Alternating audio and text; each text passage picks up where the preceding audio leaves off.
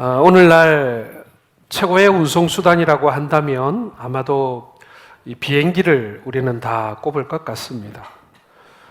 비행기만큼 우리의 인류의 삶에 있어 혁신을 가져다 준 도구가 많지 않은데요. 이 비행기에는 비행기 크기에 따라서 차이가 좀 있습니다만은 보통 1등석과 2등석, 3등석으로 나눠져 있습니다.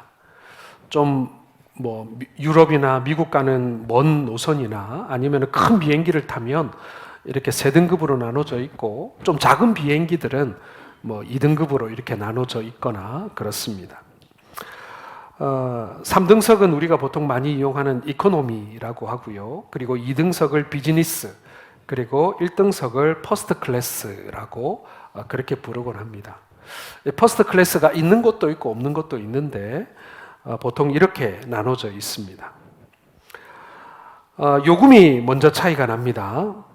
한국에서 뉴욕까지 비행기를 타면 이코노미석이 한 200만 원 한다고 치면 1등석은 그 4배인 한 800만 원 정도 이렇게 된다고 합니다. 이 1등석과 3등석에 있어서 가장 큰 차이가 뭘까? 아마도 사람들이 느끼는 가장 큰 차이는 아마도 좌석의 공간이지 않을까 싶습니다. 이코노미는 기종 따라 좀 다르기는 하지만은 한 83cm 정도? 한 사람이 앉는 좌석의 크기가 한 83cm 전후입니다. 자, 그런데 이 퍼스트 클래스는 1등석 같은 경우에는 2m 10cm입니다. 그러니까 성인 한 사람이 완전히 누워서 이렇게 여행할 수 있는 그 정도 크기인 것이죠. 그리고 조종사 바로 뒤편에 자리하고 있기 때문에 소음과 진동에서 가장 정숙한 그런 장소라고 합니다. 물론 기내 서비스는 더 말할 것도 없죠. 기내 음식이나 서비스는 다른 것보다도 2등석이나 3등석보다도 1등석은 월등히 좋은 음식과 좋은 서비스를 해준다고 합니다. 이것은 배도 그렇고 기차도 마찬가지인 것 같아요. 자, 그런데 말입니다, 여러분. 옛날에는 또 어땠을까라는 생각이 듭니다. 미국 서부 개척 시대에 서부로 가는 주요 교통수단이 뭐였냐면 역마차라는 게 있었습니다. 말이 6마리 혹은 8마리가 끄는 역마차라고 하는 그런 교통수단이 많이 이용되었는데요. 아마도 영화나 드라마에서 여러분 많이 보셨을 그 역마차입니다. 자, 이 역마차는 많이 타야 이 6명 내지 10명 정도 탈 수 있는 그런 역마차였는데, 이 마차에도 여러분 그 안에 3종류의 좌석이 존재한다고 합니다. 1등석, 2등석, 3등석이 존재한다고 해요. 어떻게 나누는지 그 자리가 다른가? 다 똑같을 것 같은데 말이죠. 이 마차의 좌석 등급의 차이를 어떻게 나누는가? 이유는 이렇습니다. 역마차를 달리고 이렇게 길을 가다 보면 이게 하루 이틀 걸리는 게 아니잖아요. 말이 끄는 마차가 얼마나 빨리 달릴 수 있겠습니까? 뿐만 아니라 그때는 포장된 도로가 없었기 때문에 이 먼지를 일으키면서 며칠, 심지어는 수십일에 걸쳐서 역마차를 타고 여행을 하게 되는데, 이 마차가 아까 보셨다시피 굉장히 부실합니다. 길이 안 좋습니다. 그러다 보니까 여러 번에 걸쳐서 이 마차 바퀴가 고장나거나 마차가 고장나거나 혹은 말이 다치거나 하는 일들이 비일비재하게 일어났다고 합니다. 자, 그래서 이 좌석이 왜 1등급, 2등급, 3등급이냐면 그 역마차가 고장났을 때 담당해야 할 임무의 차이에 따라서 이 좌석을 1, 2, 3등급으로 나눴다라는 거예요. 자, 1등석을 산 사람은요, 고장이 나도, 마차가 고장이 나거나 어디 빠지거나 해도 그 자리에 가만히 앉아 있으면 되는 사람이에요. 1등석 손님은 말이죠. 돈을 더 많이 냈으니까 가만히 앉아 있으면 되는 거예요. 자, 그러면 2등석 손님은 어떻게 할까요? 일단은 마차에서 무조건 내려야 됩니다. 마차에서 내려서 비가 오나 눈이 오나 혹은 길이 질퍽하든 어쨌든 밤이 됐든 간에 무조건 밖에서 대기해야 합니다. 어떤 경우에는 마차를 고치기 위해서 밤을 지새는 경우도 있는데 1등석 손님은 마차 안에서 잘 수 있지만 이 2등석 손님들은 이 한 대짬을 자야 되는 거예요. 자, 그러면 3등석 손님은 어떻게 해야 될까요? 마차가 고장나면 같이 마차를 고쳐야 되는 사람. 마차를 밀기도 해야 되고 고치기도 해야 되고 그리고 말들을 데려가서 물도 먹이고 와야 되고 풀도 먹이고 와야 되고 이런 것을 하는 사람들이 3등석 손님인 것이죠. 자, 마부가 이 역마차를 끌고 가기 위해서 이렇게 처음에 출발을 할 때 어느 좌석에 앉은 손님에게 가장 관심이 많을까요? 1등급, 1등석, 2등석, 3등석?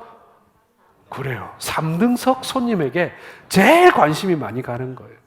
왜냐하면 3등석에 어떤 손님이 앉느냐에 따라서 어떤 손님이 들어오느냐에 따라서 이 기나긴 여행이 순탄할 수도 있고 아주 어려울 수도 있기 때문에 그렇습니다. 좀 건장하고 그리고 좀 잘 도와줄 것 같은 사람 혹은 기술이 있으면 더할 나위 없이 좋을 만한 그런 사람이 3등석에 딱 타면 얼마나 마부가 든든하겠습니까? 그리고 분명히 가다가 한두 번 고장이 날 텐데 그때마다 금방금방 이 사람들이 도와주고 밀어주고 하면 이 여행이 수월하게 끝날 수가 있는 것이죠. 여러분, 교회 생활을 하다 보면 또 세 종류의 사람을 만납니다. 교회에서 가만히 앉아서 대접받고 인정받기만을 바라는 사람들이 있습니다. 마치 1등석 손님처럼 말이죠. 그리고 상당히 많은 성도들이 이 2등석에 앉아 계신데요. 구경꾼입니다. 저 멀리 서서 그래 잘하나 보자 하고 구경하는 분들이 생각보다 많다. 2등석 손님이 많다라는 거예요. 그리고 안타깝게도 그렇게 많지 않은 성도들이 3등석의 손님처럼 팔을 걸어붙이고 하나님의 일 가운데 자신을 드리는 일꾼들이더라라는 것입니다.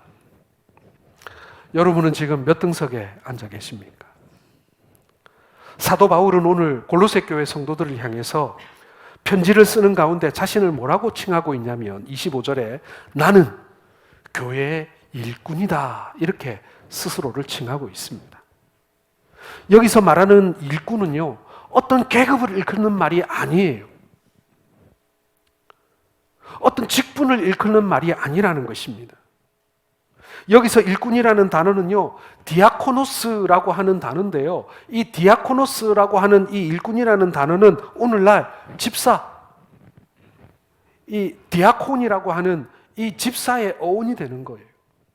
그러니 이 일꾼이라는 말은요, 그러니까 집사라는 말은 일꾼이라는 뜻이죠. 사도 바울은 내가 교회의 사도다, 목사다, 혹은 집사다라고 말하지 않고 스스로를 일꾼이라고 지금 칭하고 있다라는 것입니다.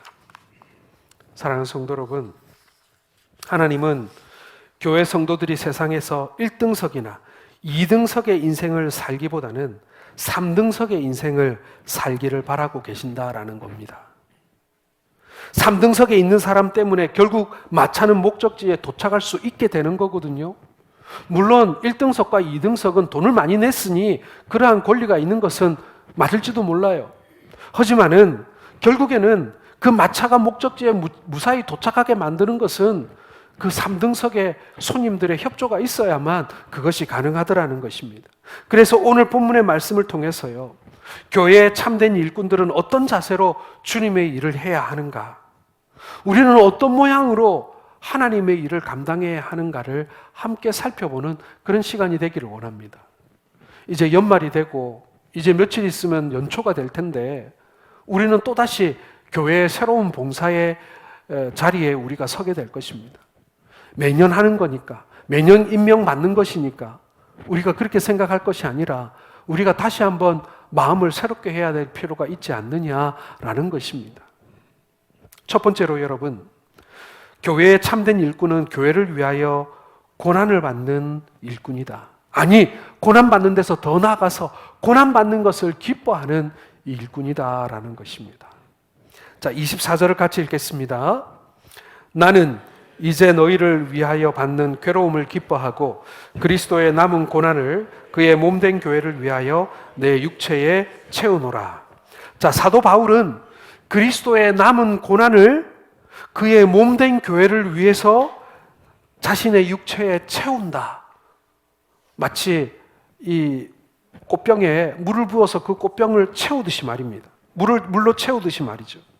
그래서 그는 교회와 성도들을 위해 받는 그 괴로움을 기뻐한다라고 말하고 있습니다.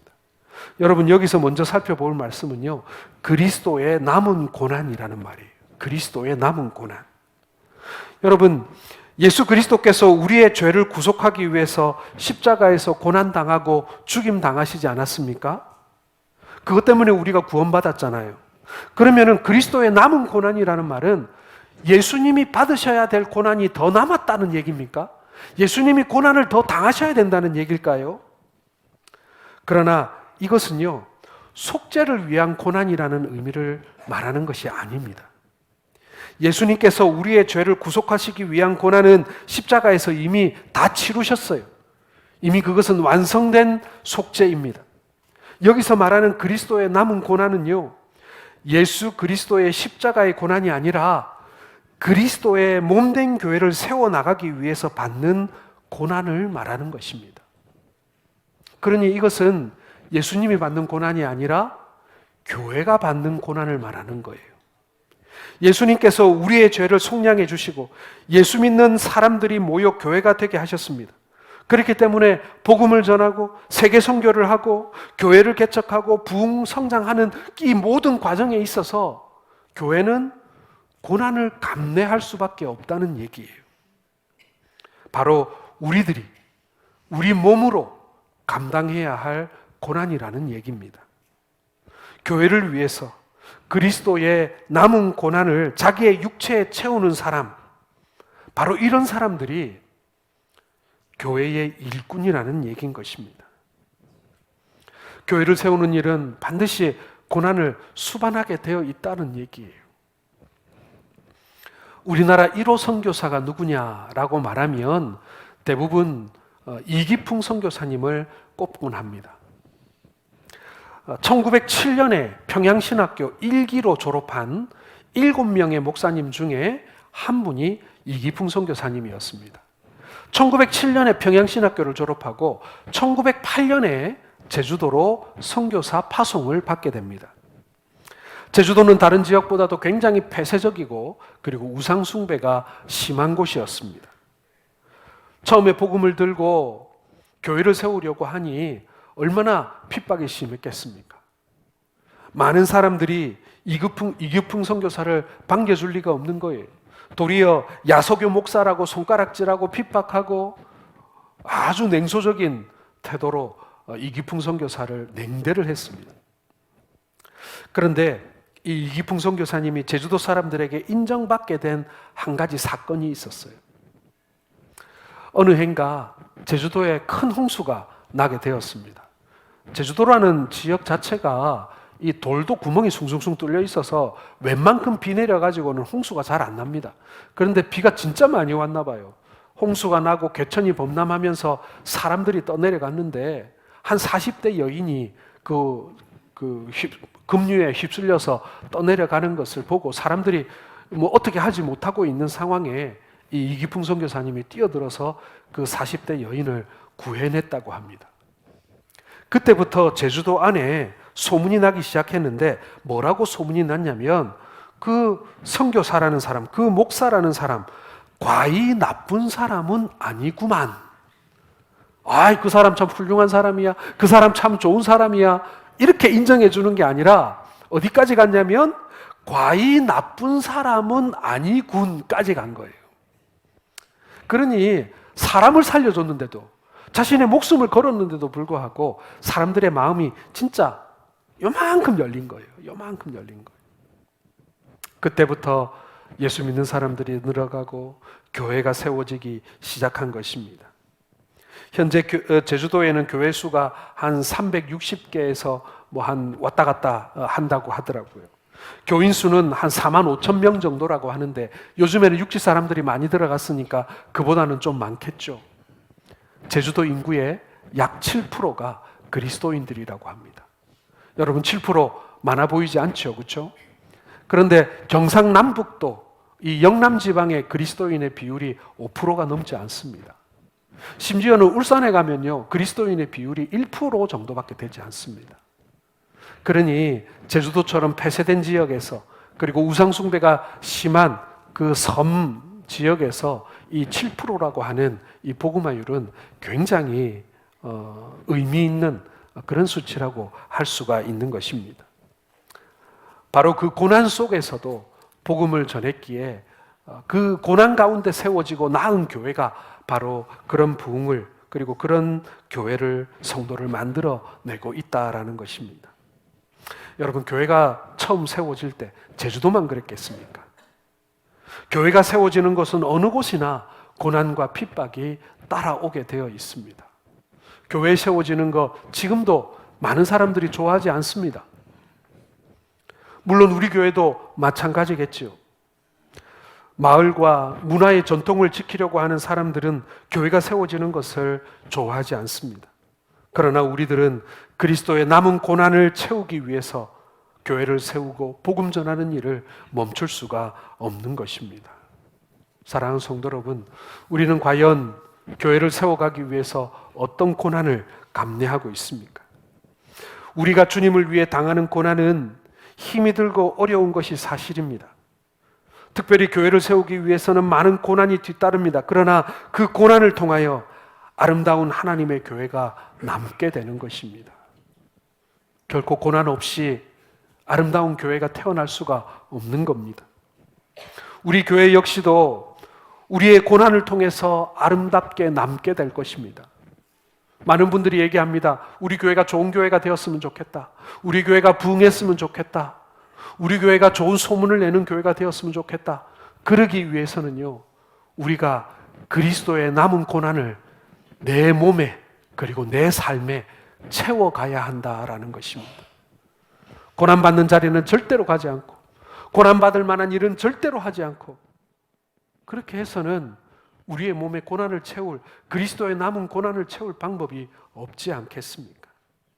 사랑하는 성도 여러분, 우리가 남은 인생 동안 우리의 몸, 우리의 인생, 나의 이 삶에 그리스도의 남은 고난을 채워가시는 우리 성도들 되시기를 주의 이름으로 축원합니다. 주님 앞에 섰을 때 빈통 들고 서 있으면 얼마나 부끄럽겠어요. 주님 앞에 서게 되었을 때 내 인생의 이 통 안에 그리스도의 고난을 하나도 채우지 못하고 그 앞에 서게 된다면 얼마나 부끄러울까요? 사랑하는 성도 여러분, 우리의 남은 시간을 그리스도를 위한 고난을 채워가시는 그런 시간이 되시기를 주의 이름으로 축원합니다. 두 번째로 여러분, 교회의 참된 일꾼은요, 하나님이 원하시는 일꾼이라는 것입니다. 그러한 일꾼이 되어야 합니다. 자, 25절을 같이 읽겠습니다. 내가 교회의 일꾼 된 것은 하나님이 너희를 위하여 내게 주신 직분을 따라 하나님의 말씀을 이루려 함이니라. 여러분, 오늘 25절 말씀에 내가 교회의 일꾼 된 것은 하나님이 너희를 위하여 내게 주신 직분을 따라 라고 되어 있습니다. 그런데 지금 개역 개정판에는 직분이라고 되어 있는데 개역 한글판에 보시면요, 경륜이라는 단어를 사용하고 있습니다. 이 경륜이라는 단어가 왜 직분으로 바뀌었을까? 영어 성경을 한번 살펴봤더니요, 영어 성경에 보면 이 직분, 이 경륜이라는 단어가 뭐라고 되어 있냐면 The economy of God이라고 되어 있습니다. 그러니까 직분이라는 단어보다는 경륜이라는 단어가 훨씬 더 어울리지 않을까라는 생각이 듭니다. The economy of God, 무슨 뜻입니까, 여러분? 하나님의 경제 계획이라는 뜻이에요. 하나님의 경영 계획이라는 뜻이에요. 즉, 하나님이 경영하신다라는 뜻입니다. 이 세상은 하나님의 경영 안에 있는 거예요. 하나님의 경영 계획 안에 있는 것입니다. 내가 교회에 일꾼 된 것은 하나님이 너희를 위하여 세워놓으신 하나님의 경제 계획, 하나님의 경영 계획에 따라 나를 일꾼으로 불러주셨다라는 그런 고백인 것입니다. 바울이 교회에 일꾼 된 것, 오늘 이 자리에 앉아있는 우리 성도들이 하나님의 일꾼 된 것은 하나님의 경영 계획 안에 있다라는 그런 뜻인 것입니다. 여러분, 저 피아노를 보시기 바랍니다. 저 피아노가 저기 왜 있습니까? 저 자리에 있는 것은요, 보기 좋으라고 저 자리에 있는 게 아니죠.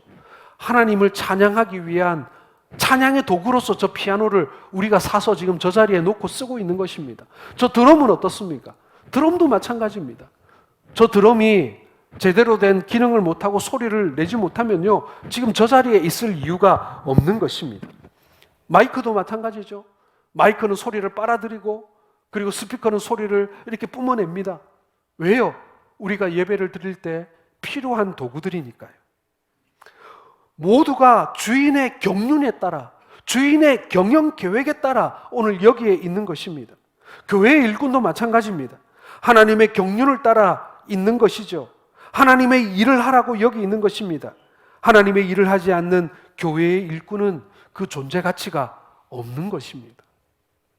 소리 내지 못하는 피아노, 소리 내지 못하는 드럼, 소리를 전달하지 못하는 마이크나 스피커를 우리가 달아놓고 보기 좋다라고 눈으로 감상하고 있을 이유가 없는 것처럼 말입니다. 오늘 하나님께서는 우리를 필요에 따라 불러주셨다는 거예요.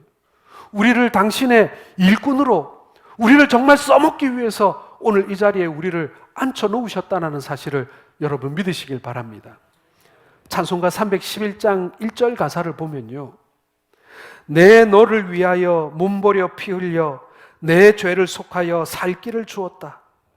널 위해 몸을 주건만 너 무엇 주느냐?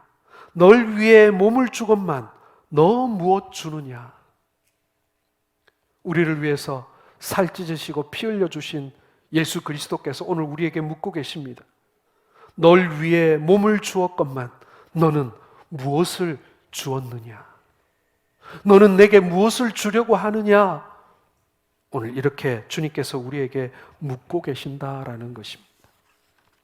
사랑하는 성도 여러분, 우리가 하는 크고 작은 봉사는요, 주님을 위해서, 그리고 주님을 향하여 나도 주님을 사랑한다고 고백하는 것입니다. 내가 주님을 향하여 나도 주님을 위해 뭔가를 드리고 싶습니다. 우리가 그러한 고백을 하는 것입니다. 2차 대전 중에 한 청년병사가 총탄에 맞아 죽어가고 있습니다. 그때 군목이 그 청년에게 다가가서 마지막 말을 듣습니다. 병사가 군목에게 이렇게 부탁합니다. 목사님, 저희 어머니에게는 제가 기쁘게 죽었다고 소식을 전해 주십시오. 어머니가 더 슬퍼하지 않도록 말입니다. 그리고 한 분에게 더 소식을 전해 주십시오. 어릴 적 저를 가르쳐 주신 교회학교 선생님에게 제가 그리스도인으로 죽었다고 꼭 전해 주십시오. 이렇게 마지막 말을 남기고 그 병사가 숨을 거두게 됩니다. 그 병사의 장례식을 마치고 난 이후에 이 군목이 어머니에게 편지를 보내게 됩니다. 그리고 주일학교 선생님에게도 편지를 보내게 됩니다. 병사가 부탁한 것을 이렇게 적어서 말이죠. 그런데 그 주일학교 선생님으로부터 답장을 받게 됩니다. 편지를 보내주셔서 고맙습니다. 그동안 저는 열심히 주의 일을 했습니다. 그러나 별로 열매가 없는 것 같아서 주일학교 교사를 한 달 전에 그만두었습니다. 그런데 오늘 이 편지를 받아보고 나서 내가 한 일이 결코 헛되지 않았다는 사실을 깨닫게 되었습니다.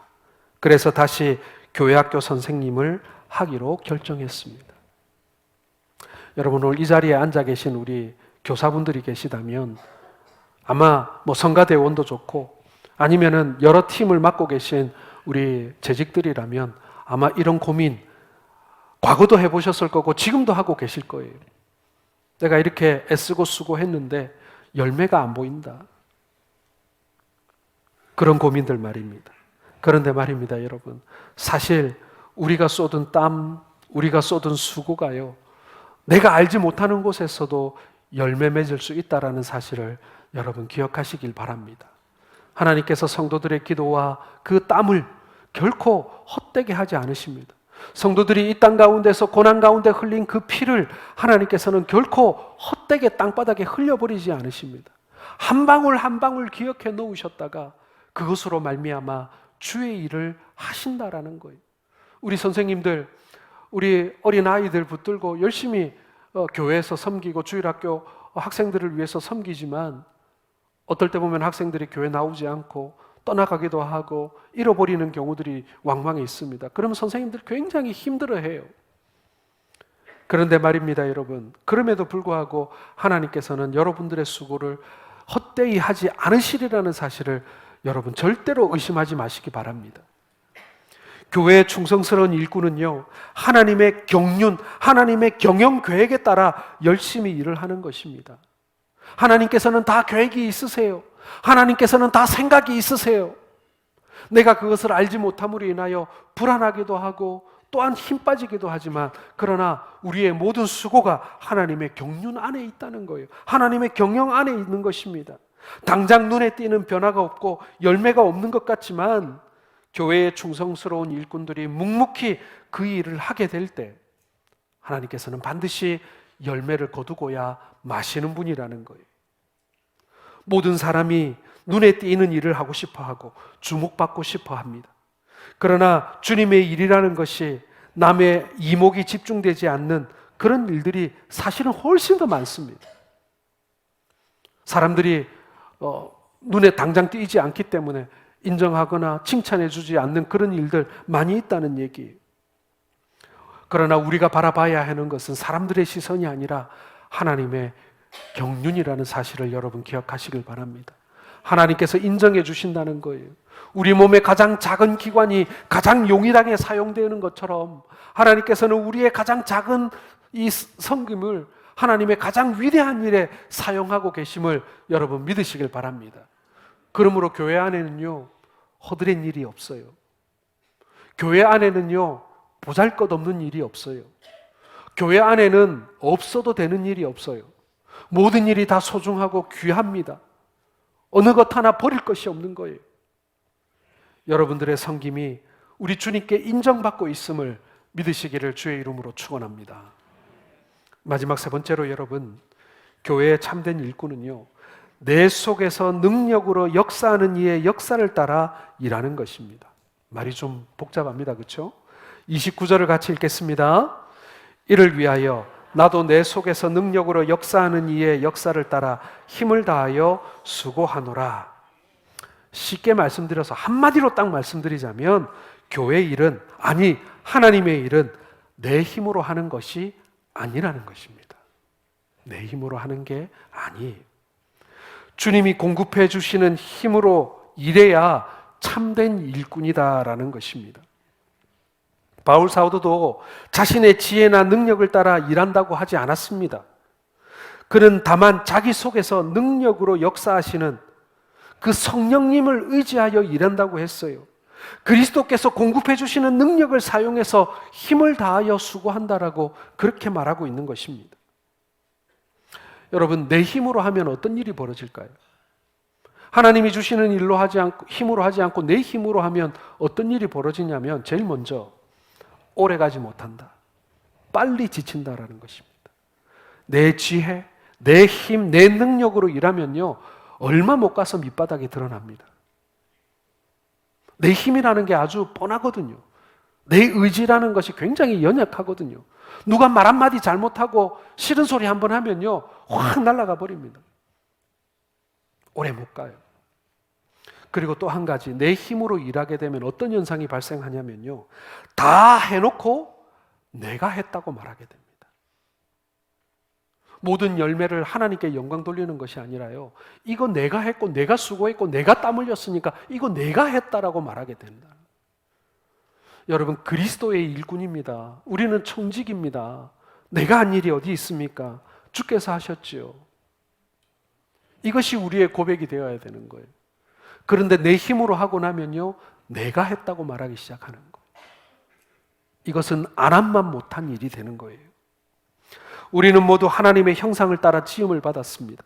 하나님의 모양대로 지음을 받았지만 그 속에 생기가 들어가 생명이 되었기 때문에 우리가 숨을 쉬고 사는 사람이 아닙니까? 그런 것처럼 여러분 장갑 아시죠? 이제 날씨가 추워지니까 우리가 이제 장갑을 끼게 될 텐데, 장갑은요 그냥 그대로 두면은요 아무것도 아니에요. 장갑 이렇게 그냥 아무것도 사람이 손 넣지 않은 장갑 어디다 씁니까? 그런데 사람의 손이 들어가면 이제 어떻게 됩니까? 이 장갑이 그때부터 살아있는 손이 되는 거예요. 그저 던져 놓았을 때는 아무것도 할 수 없는 장갑이지만 사람의 손에 끼워지게 되자 그때부터는 사람의 맨손보다 훨씬 더 많은 일을 할 수 있는 아주 요긴한 도구가 되는 것입니다. 그런 것처럼 여러분, 우리는 그와 그 장갑 같은지도 몰라요. 주의 능력이 우리 안에 마치 손이 들어온 것처럼 부여되어야만 우리는 비로소 그 값어치를 다하는 그런 하나님의 요긴한 도구라는 것입니다. 주의 일도 마찬가지입니다. 죽은 몸 같은 우리의 몸에 능력으로 역사하시는 이의 그 역사가 일어나야 우리는 살아나게 되는 것입니다. 교회의 참된 일꾼은 바로 내 속에 역사하는 이로 살아있는 능력이 나타나는 그러한 사람임을 여러분 믿으시길 바랍니다. 이제 말씀을 맺겠습니다, 여러분. 우리가 먼 곳을 여행하면요, 1등석이나 2등석에 앉아서 편안하게 여행할 수 있다면 분명히 그 사람은 복된 인생이라고 말할 수도 있을 것입니다. 그런데 우리를 구원하신 예수님의 인생은 몇 등석이었을까요? 여러분, 예수님은 이 세상에 오셔서 1등석이나 혹은 2등석에 앉아서 여행하지 않으시고요, 3등석에 앉아 여행하셨다는 사실을 여러분 기억하십시오. 예수님은 1등석에 해당하는 세상 임금으로 살지 않으셨습니다. 예수님 당시에도 로마 황제라는 자리가 있었고요, 그리고 애굽의 바로라는 그런 왕이 있었고요, 그리고 이 팔레스틴 지역에도요 여러 명의 분봉왕들이 세워져 있었어요. 그러나 예수님은 그 중에 한 왕으로 태어나지 않으셨다는 것입니다. 그렇다고 2등석에 해당하는 바리새인이나 서기관이나 혹은 대제사장 집안에 태어나시지도 않으셨습니다. 그렇게 살지 않으셨어요. 예수님의 삶의 목표가 대제사장이 되는 것이 아니었습니다. 예수님은 3등석에 해당하는 창기와 세리들과 죄인들의 친구로 사셨습니다. 3등석 앉은 사람들하고 같이 앉아서 갔으면 3등석 인생인 것이죠. 이것은 인생의 목적이 1등석을 타는 것이 아니라는 뜻이 되는 것입니다. 최소한 우리 그리스도인들에게 인생의 목표가 뭐냐라고 물어보면 1등석을 타고 인생을 살아가는 것, 그렇게 말해서는 안 되는 것입니다. 설령 우리가 1등석 환경에 산다 할지라도 우리들의 삶의 모습은 3등석으로 살아야 한다는 얘기예요. 3등석은 그야말로 사람들이 사는 곳 아닙니까? 옛날 기차 가운데 요즘에도 있는지 모르겠습니다만은 비둘기호 아시죠, 여러분? 파란 좌석, 녹색 좌석. 의자가 녹색이었던 걸로 기억이 나는데 거기에는 좌석 번호가 있는 것도 있고 없는 것도 있는데 대부분 없습니다. 그래서 거기 앉아 있다가 할머니가 들어오고 할아버지가 들어오면 자리에서 일어나서 양보해 드려야 돼요. 아기들이 타면요 비켜줘야 되는 거예요. 이 3등석의 매력은 섬김의 자리였습니다. 그리고 거기에는 사람 사는 냄새가 나지요. 문제가 있을 때마다 일어나야 합니다. 남을 위해 기꺼이 자신의 자리를 내어줄 수 있는 것, 그것이 바로 3등석이라는 자리의 특징인 것입니다. 사랑하는 성도 여러분, 누가 마차가 길에 빠지던 바퀴가 빠지던 말이 쓰러지던 아무 관계없이 1등석에 그냥 가만히 앉아 있어야만 되는 그러한 삶을 우리가 살 것인지, 아니면은 누가 뭘 하든지 간에 나는 돈을 좀 더 내었으니 구경만 해도 되는 그러한 인생을 우리는 살고 있는 것인지, 아니면 필요할 때마다 땀 흘리고 열심히 도와서 누군가의 여행을 무사히 마칠 수 있도록 도와야 하는 그런 삶을 살고 있는 것인지, 여러분, 주님께서 어떤 인생을 더 복되다고 하셨을까요? 저는 예수님과 같은 그러한 삶을 살아온 사람에게 주님께서는 더욱더 기뻐하시고 그리고 더 많은 칭찬을 하시리라고 생각을 합니다. 참된 일꾼은 하나님의 경륜을 깨닫는 사람입니다. 내게 맡겨진 일이 무엇인지 알기 때문에 불만과 불평이 없어요. 남이 알아주지 않아도 괜찮습니다. 하나님의 필요에 의해서 그 일만 하면 되는 것입니다. 중요한 것은 하나님의 계획이에요. 중요한 것은 하나님의 경영 계획이에요. 그게 중요한 것이지 사람들이 알아주고 인정해주고 이거 중요한 것이 아니라는 얘기예요. 그리고 마지막으로 참된 일꾼은 내 힘으로 일하는 것이 아니라 내 속에 역사하시는 이의 역사를 따라 일하는 사람이다. 한마디로 성령의 사람이라는 얘기입니다. 내가 하면 힘들지만 성령에 사로잡혀 일하면 힘들지 않습니다. 성령에 붙잡힌 바 되어 하나님께서 마음껏 쓰시는 그러한 주님의 성도들 되시기를 주의 이름으로 축원합니다. 이제 연말이 되었고 새해를 곧 우리는 맞이하게 될 것입니다. 여러분, 어떤 일을 새해에 계획하고 계십니까? 새해에는 2등석에서 1등석으로 올라갈 계획을 가지고 계십니까? 예, 우리 모두의 환경과 여건이 그러기를 원합니다. 하지만 우리 성도로서의 마음가짐 그리고 우리의 섬김의 모습은요, 마땅히 3등석 승객다워야 합니다. 열심히 일해야 합니다. 우리의 손과 발로 섬겨야 합니다. 무엇이든지 좋습니다. 도서관에서도 카페에서도 혹은 주차장에서든 식당에서든 그리고 성가대원으로 교사로 여러분 교회 안에 얼마나 많은 일자리가 있는지 모릅니다. 얼마나 많은 봉사자를 필요로 하는지 모릅니다. 여러분 작은 것이라도 좋으니 여러분들이 일할 자리를 찾으십시오. 무엇이라도 좋으니 구경꾼으로 남아 계시지 마시고 무엇이라도 일할 자리를 하나 찾아보십시오. 저희 교회 안에요, 일할 자리가 정말 많습니다. 그리고 일을 하고 싶지만 일꾼이 없어서 시작하지 못한 일도 솔직히 여러 개 있습니다. 저는 우리 성동교회 성도들이 충분히 저는 감당하고도 남을 만큼 일꾼들이 더 있다고 생각을 합니다. 일할 사람들만 정말 계속 일하는 것이 아니라 많은 사람들이 짐을 같이 나누어 짐으로 말미암아 우리가 함께 자라가고 함께 일하는 그러한 교회가 될 수 있기를 주님의 이름으로 축원합니다. 기도하겠습니다.